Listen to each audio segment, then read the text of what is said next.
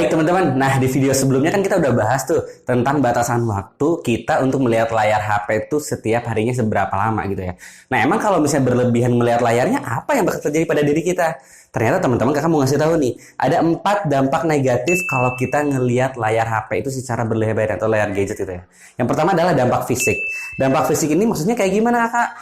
Maksudnya yang pertama adalah bisa mengganggu siklus tidur kita. Artinya kita bisa nggak ngantuk tuh sampai malam hari dan malah ngantuk di pagi hari atau di sekolah. Kenapa kok bisa kayak gitu? Teman-teman tahu nggak? Nih, ini layar handphone ya atau layar TV segala macam lah. Kalau mati biasa aja ya. Tapi kalau hidup kayak gini, itu mengeluarkan yang namanya sinar biru. Sama halnya dengan senter. Coba deh ya, kalau senter nih dimasukin ke dalam mata kita teman-teman nih. Kakak mau praktek ya. Kayak gini aja selama semenit, 2 menit. Pusing nggak kira-kira? Pusing benar-benar teman-teman ya. Nah, sama sebetulnya layar HP juga mengeluarkan sinar yang pada dasarnya membuat mata kita lelah. Akhirnya paparan sinar biru ini mengganggu yang namanya produksi hormon melatonin. Itu hormon di dalam mata kita yang mengatur siklus tidur kita. Tidur kita jadinya terganggu kalau hormon itu terganggu produksinya gara-gara paparan sinar biru dari layar HP atau gadget. Yang kedua adalah bahkan itu kan yang sederhana ya teman-teman ya. Yang kedua bahkan bisa bikin mata ini terkena penyakit yang namanya degradasi makula. Maksudnya kayak gimana degradasi makula? Itu adalah paparan sinar biru yang terlalu lama dan berkepanjangan. Akhirnya itu bisa menyebabkan bagian di dalam retina mata kita yang namanya lutein itu terkikis. Yang akhirnya teman-teman nih ya, kayak kakek nenek umur 80 tahun, 70 tahun. Ngelihat tuh orang jadi satu, nggak bisa ngelihat lurus, berbayang. Mau nggak kayak gitu kira-kira?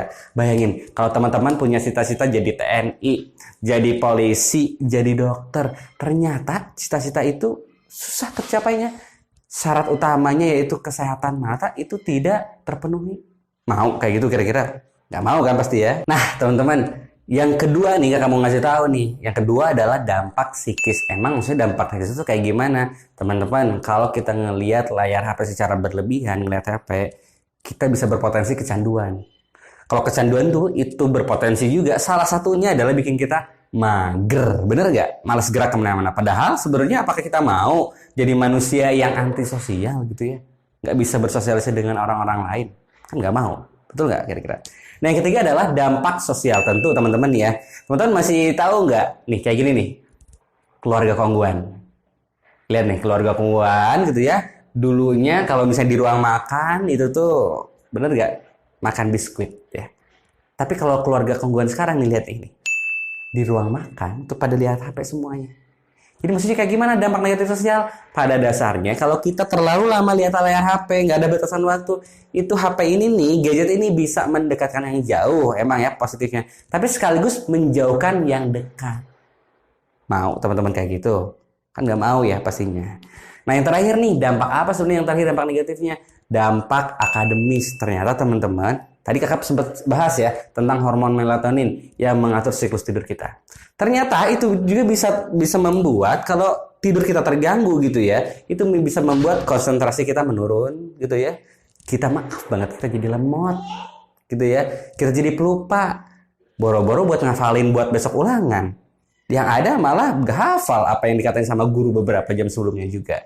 Nah itu ya bahayanya dampak akademis kalau kita ngelihat layar HP berlebihan. Nah teman-teman kan gak mau ya terkena 4 dampak negatif ini. Makanya yuk kita mulai pakai HP ini dengan bijak. Bisa mengatur waktu gitu ya teman-teman. Kalau menurut kakak sih ya, daripada main HP berlebihan mendingan olahraga. Dibanding main HP berlebihan bisa ngobrol sama orang tua, sama keluarga. Dibanding main HP berlebihan, lebih baik bikin sesuatu karya gitu. Banyak kok aktivitas lainnya yang kita bisa lakukan selain lihat HP terus. Oke, tetap semangat teman-teman.